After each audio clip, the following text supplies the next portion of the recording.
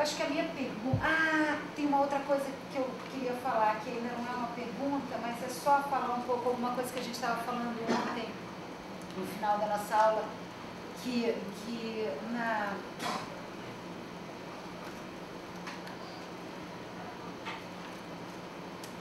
descrição da Dani, né, quando ela vai falando, ela fala assim, percebi e senti as partes do meu corpo de uma forma nunca experimentada antes. Por exemplo, entendi que os contatos da planta e dos dedos dos pés com o chão me davam uma base que me fortalecia em cena. Redescobri as minhas mãos e que elas são uma extensão do meu corpo e não uma parte separada dele.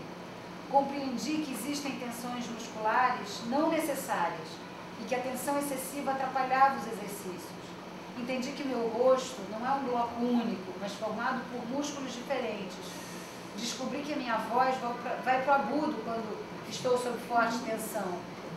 E percebi as diferenças da minha respiração e o quanto é importante trabalhar esse aspecto. Que quando eu respirava utilizando todos os músculos que envolvem esse processo, eu diminuía a ansiedade, ficava muito mais conectada com os exercícios e terminava os ensaios cansada, mas alegre e revigorada.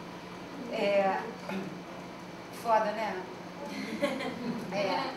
E aí, se você chorar, eu também choro.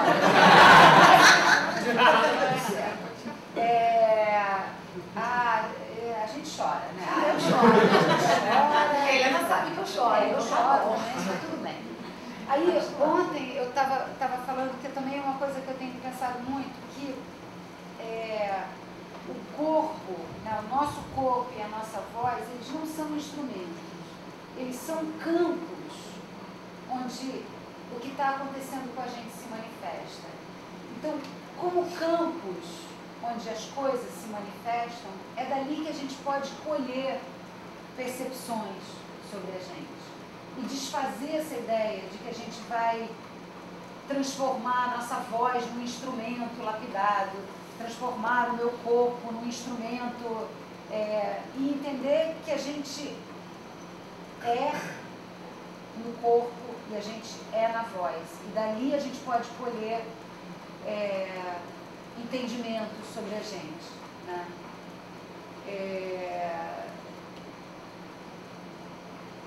E a pergunta que talvez é essa, assim, que intuição vocês têm sobre esse momento de desvio, sabe? O que acontece ali? Quais são os recursos que a gente pode ter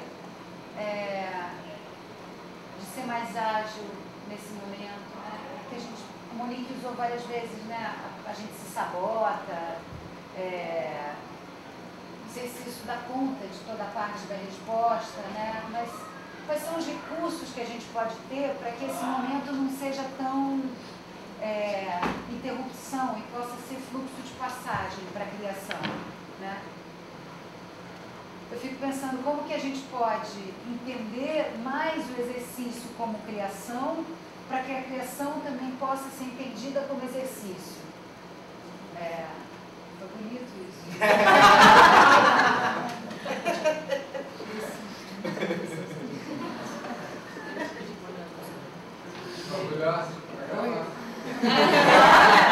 De costas para mim. Pronto, tem dois.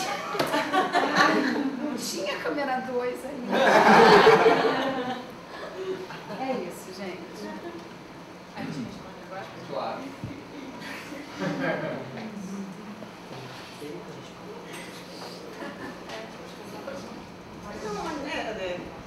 Ainda mais? Acho que você disse a resposta, Helena. Você disse a resposta. Tá. Jogando como a gente deveria jogar. Isso aqui, sem a pretensão de resolver nada, a gente começamos a ser honestos com a gente mesmo, né? Pra ver até que medida a gente ainda estava tentando fingir que a gente estava jogando ali de boa para conseguir um resultado, ou se a gente estava jogando de fato. Né? Entender esse processo foi complicado. É complicado ainda, é difícil.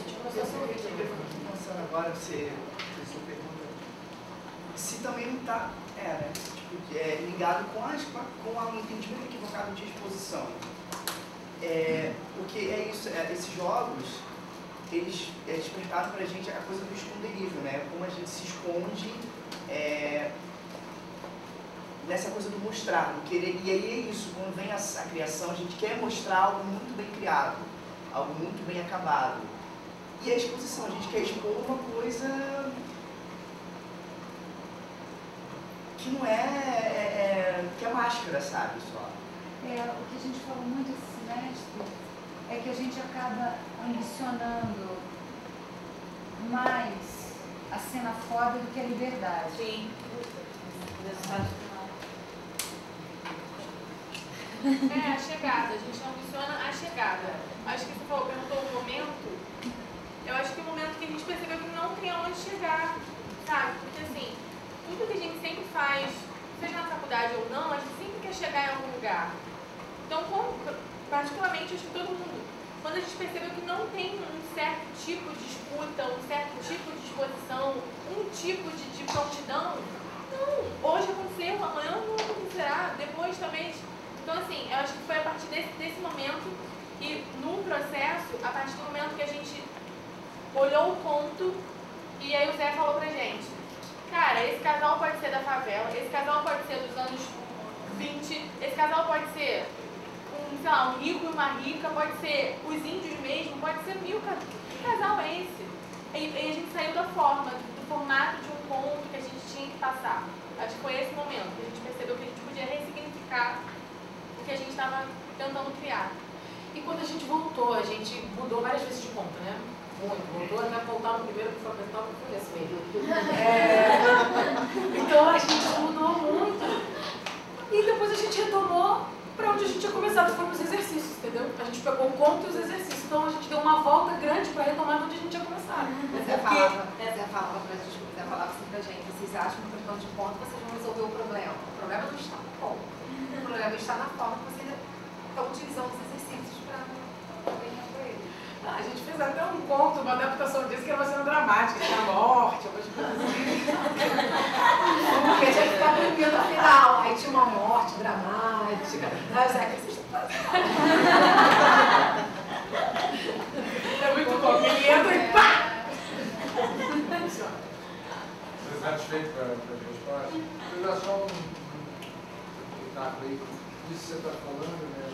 Eu acho que tem uma coisa que a gente, não sei se a gente sabe, mas a gente fala muito, mas eu tenho convicção que a gente esquece absolutamente, que só acontece teatro no encontro. Ele nunca está pronto antes do encontro, né? Seja um encontro entre atores, seja um encontro com a plateia e tal. Mas em algum lugar, não sei se por vaidade, não sei se por olhar para outras artes que são diferentes, né? A gente de repente passa meses dentro de um teatro, tá pronto o escambau, mano. Tem que ver quem é que vai entrar aqui, o que vai...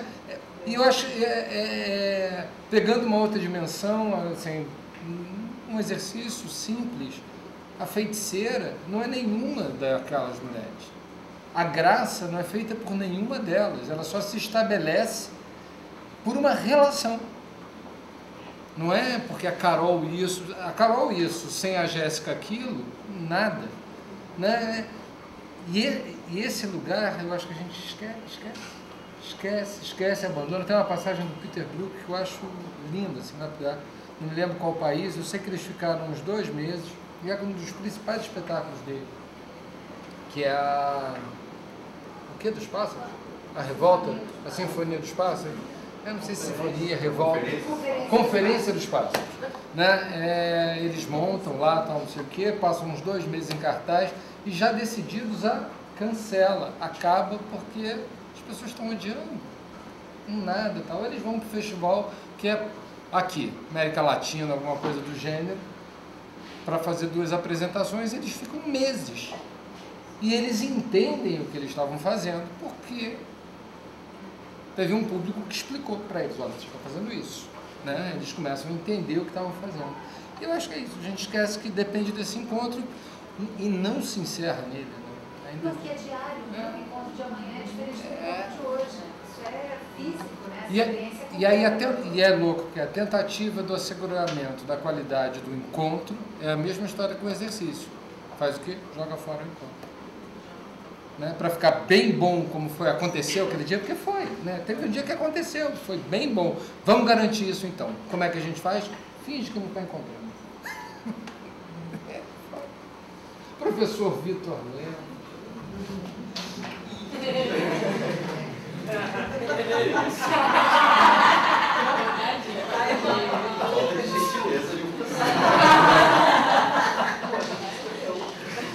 Bom, queridos, muito obrigado. Zé, obrigado. Eliana, obrigado. Meu vídeo de novo, né, Eliana? Eu fico feliz de ser convidado para vocês. E fiquei feliz também de ter visto o trabalho e ter lido o trabalho, ainda que eu acho que eu talvez cumpra meu papel aqui de bagunçar aqui a discussão um pouco. Mas antes eu queria reforçar aquilo que me simpatiza bastante no trabalho de vocês. Uma coisa que me chamou a atenção é o quanto aparece, acho que nas conclusões, de uma forma mais, pelo menos na minha memória, parece mais força nas conclusões, mas talvez vocês tenham também passado por isso no percurso do texto, é o próprio desafio que representou o trabalho político. Né? O 3, 4, 5, 6, 7. Isso é uma coisa que eu acho preciso lembrar que o Zé se empenha muito nisso e, né, que vocês se aproximem e trabalhem em grupos generosos, assim, né, grandes. E de fato isso foi legal como vocês entenderam, vocês não deslocaram esse aprendizado do trabalho coletivo do trabalho do ator. Eu não sei se é o Elton que fala, mas alguém falou aí que me fez pensar nisso. Assim. A gente fala enquanto atores, né?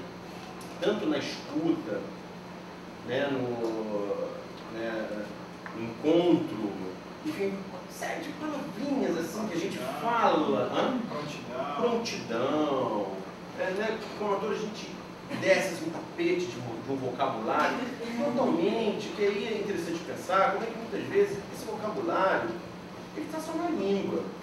Porque, por que se eu não consigo fazer isso dentro do meu convívio, por que eu acho que eu vou fazer em cena? Essa é a maluquice. Né? Eu não escuto, eu não tolero, eu não consigo ver com o olho do outro, eu não consigo escutar com o ouvido do outro, imponho as minhas ideias, não aceito abrir mão. E quando eu vou para a cena, eu acho que eu sou um ator poroso, que se relaciona. Então essa separação é muito maluca também. Falou tanto de separação, essa é uma separação muito maluca. Enfim, eu fiquei muito feliz quando isso aparece no trabalho como um aprendizado que não se deu diante de nós, ou da realização de alguma coisa que a gente pudesse, ainda que parcialmente, testemunhar. Né? Bom, então isso é bem bacana. A outra coisa que eu acho também é sempre estimulante, né? Como esse espaço de TCC, isso todo semestre acontece, né? E de fato é um espaço onde vocês se debruçam sobre as dificuldades, né? A gente está falando tanto da coisa aqui do exercício, do acabamento, do fechado, preparado, embrulhar, né? De embrulhar para presente. E a gente, me perdi, dificuldade. O TCC, dificuldade. Assim, e de repente se dedicam, né, tanto tempo para nos mostrar aquilo que vocês menos sabem fazer. Pronto, né? Vamos ter uma forma muito simples assim, né? E isso é sempre um espaço muito generoso e de crescimento, é claro, né? Porque seria muito mais fácil investir naquilo que nós supostamente achamos que sabemos, ou que pelo menos achamos que temos um monte de fantasia, né? A gente acha que é bom isso, a gente acha que o outro vai gostar disso, né? E perde oportunidades raras, como ter certeza que esse semestre foi para vocês. aí, deixa eu ver se tem mais alguma questão aqui importante. Bom, eu acho que sim, eu acho que essa questão do exercício, aí outra coisa que eu acho importante, muito bacana, que esse semestre, pelo menos esse semestre, ficou muito evidente para mim, Zé, eu acho assim uma forma muito didática de orientá-los, né, para essa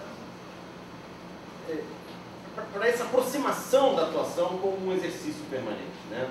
Então, no momento que eu vou criar uma cena, né, uma cena em que ela nada mais é do que um desdobramento de exercícios, e onde na realização dessa cena eu preciso me manter empenhado em me exercitar, que isso não seja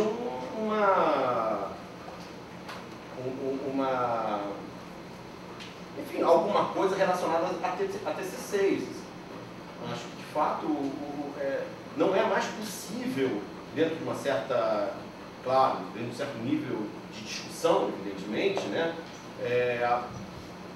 entender o ator de um modo outro que não daquele que está em permanente desafio, até o último dia daquele trabalho. Então, o dia que aquele trabalho vai acabar, que a gente se separa. Mas enquanto eu estou fazendo, eu estou em desafio, estou desafiado, né? Mesmo que isso ganhe aí é o ponto. O que eu acho, talvez, e não acho que vocês defendam isso, não acho mesmo, e nem acho que a discussão aponte para isso. Mas o que eu gostaria eu acho que é importante que se coloque, que essa ideia do risco, do exercício, do desafio, outras palavras do não embrulhar para presente, de não ter um fim, tudo isso não cria também uma ideia perigosa de que esse espaço ele existe enquanto o espaço do rigor não existe. Isso não tem nada contra rigor. Né? E aí é que eu me rescindo um pouco, porque eu fiquei com vontade de ver um desenvolvimento desses exercícios, desse trabalho, de um modo um pouco mais rigoroso. Tá? Então, porque senão parece... Porque vocês falam sobre... Aí vocês já entenderam que é fundamental, e isso está no texto ainda, essa separação, que é perigosíssima, eu acho, em disposição, prontidão e escuta, mas já entendendo isso tudo como relação, né? Como está em relação com alguma coisa, a gente precisa lembrar que essa relação não é apenas o contato, e aí o Pedro Emanuel, que tem sido um parceiro aqui numa trajetória, vai entender o que eu estou falando, porque ele tem vivido isso na carne agora, não é apenas a relação com aquilo que eu vejo e com aquilo que eu escuto, mas é sobretudo a relação com o que eu não vejo, com o que eu não escuto. E vocês só vão conseguir se relacionar com o que não vê e com o que não escuta dentro do rigor. Enquanto estiver num lugar ainda das coisas meio aqui, assim, a gente vai trabalhar sempre com o que se vê, com o que se escuta. E, bom, encaminhando, a minha pergunta. Vocês se divertiram? Foi divertido para vocês? Não foi. Quase nos matamos, Quase o quê? Quase nos matamos, mas nos divertimos. Não, mas se for divertido hoje mostrar, hoje estar diante de todos nós e fazendo. Inclusive, outra coisa, que a maioria das vezes a gente mostrava pra gente, às vezes que mostramos com mais pessoas eram a gente e o Zé, e Gabriel também, Gabriel, o show, Gabriel, e a banca de qualificação foi o dia que a gente mostrou também para mais pessoas, e para a turma, às vezes a gente mostrava, então é muito diferente essa experiência de ter, bem uma aulão a gente mostrou, né, nós mostramos os jogos conclusivos, foi divertido. Era essa que eu Era. Pô, curiosidade para os seus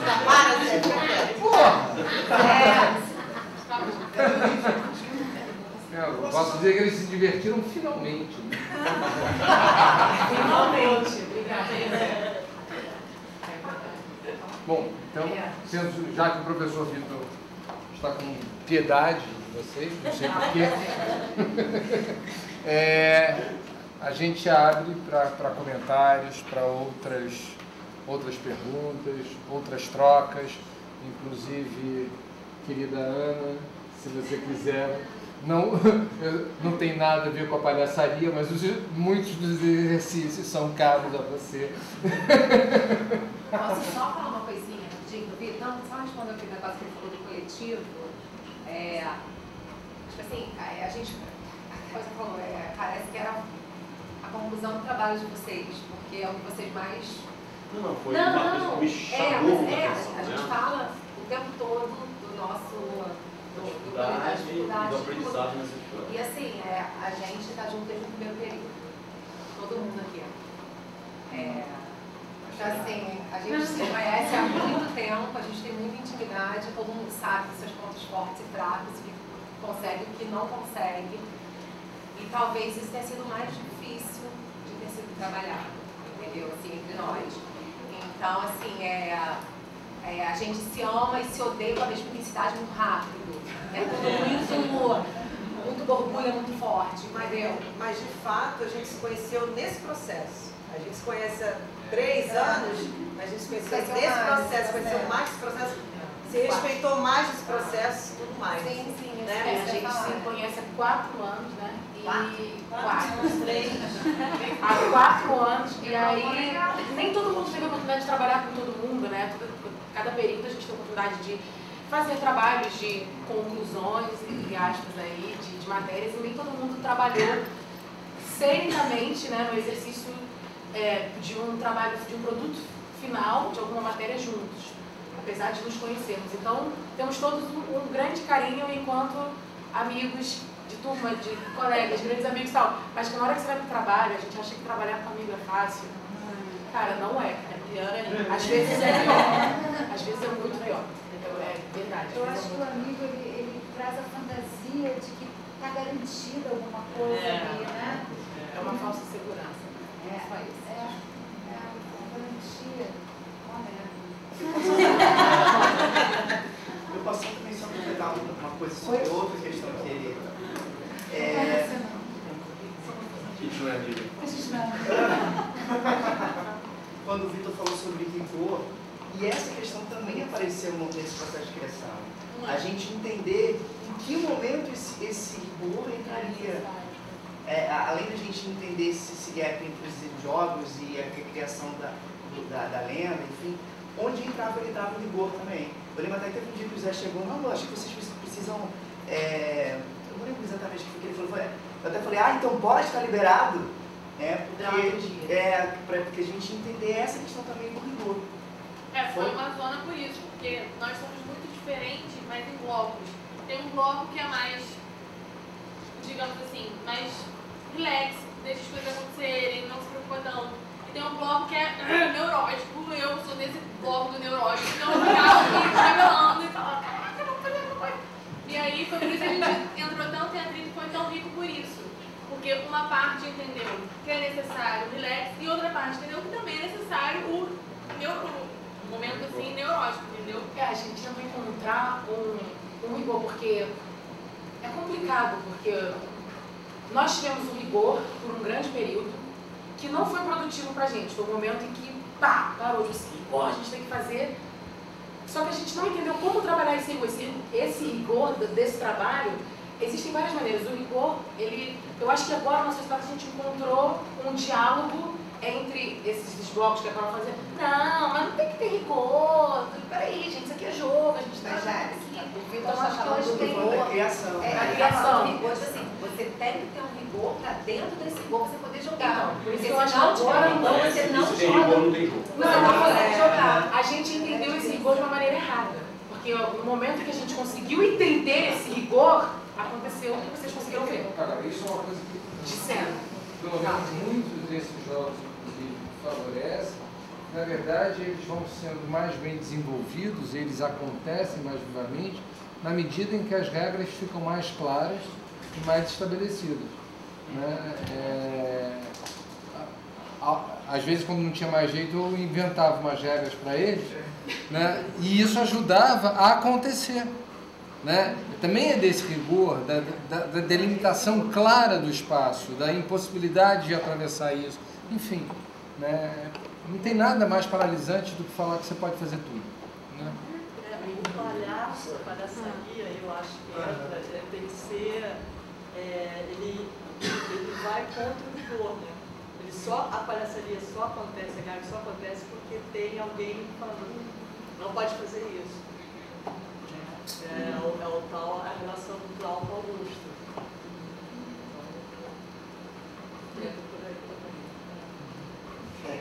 Agora, eu acho que uma coisa é quando a gente, enquanto ator, ou quer que seja, que está apresentando qualquer coisa, que não só a atuação, ou não é só ator, qualquer profissão. Eu digo isso, acho que qualquer profissão. Se aquele não está se divertindo, ele não diverte ninguém. Eu quero dizer que eu me diverti muito essa noite.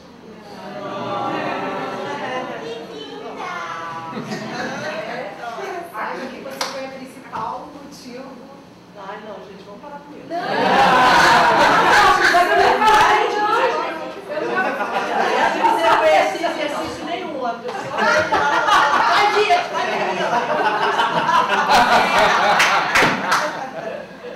Inclusive, rigor não existe na palhaçaria, faz aula contigo pra ver.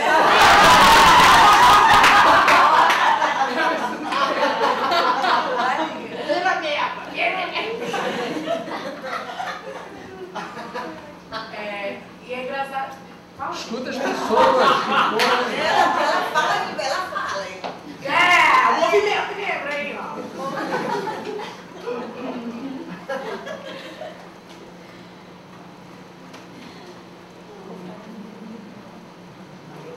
Ninguém quer ver o canal. Pode falar. Vai cantar aí. Kleber, por favor.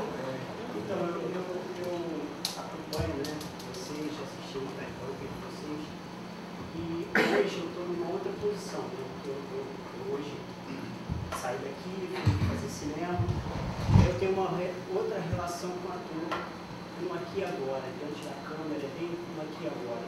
Eu vi o pessoal muito disponível, e aí, vendo vocês, eu me coloquei lá no primeiro período, quando eu tive uma aula com a Helena, que a gente estudou o Arqueiro Zen, né? Eu vi todo mundo virando alvo, isso foi super legal. Vocês estando disponíveis, vocês, assim, deixando de fazer coisa foda, deixando de atirar para vocês receberem. E vocês jogaram bastante isso, eu achei, mexeu comigo, porque eu me desconstruí. Quando eu entrei para fazer faculdade de teatro, eu me desconstruí. E eu acho que eu me desconstruí muito mais quando eu fui fazer cinema, né? E aí eu achei foda, assim, a disponibilidade de vocês no jogo. Eu vi crianças, né? Eu não vi atores, eu vi crianças, eu não vi atores que eu digo assim, querendo mostrar coisa pronta, coisa foda. Eu vi crianças de